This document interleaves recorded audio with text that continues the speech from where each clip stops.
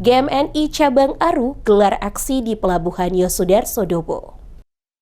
Gerakan Mahasiswa Nasional Indonesia Cabang Dobo, Kabupaten Kepulauan Aru menggelar aksi damai di depan Terminal Penumpang Pelabuhan Yosudarso Dobo, Selasa 28 Oktober 2025.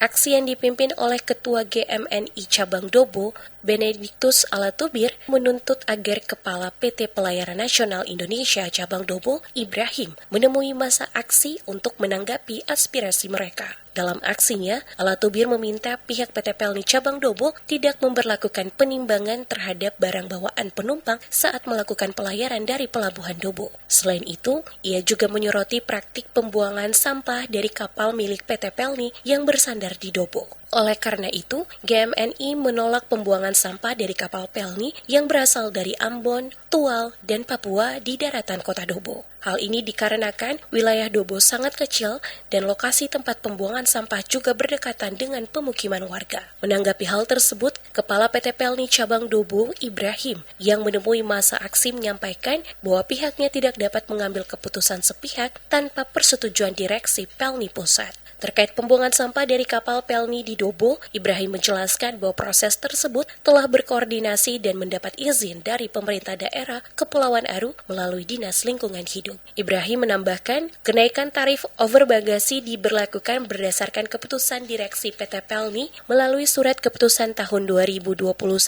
yang telah diubah dengan surat keputusan direksi tanggal 17 Juni 2025 tentang tata kelola penanganan barang bawaan atau bagasi penumpang. Dalam aturan tersebut, batas maksimal bagasi gratis ditetapkan sebesar 40 kg. Barang bawaan yang melebihi ketentuan akan dikenakan tarif over bagasi sesuai dengan tarif dasar yang ditetapkan perusahaan.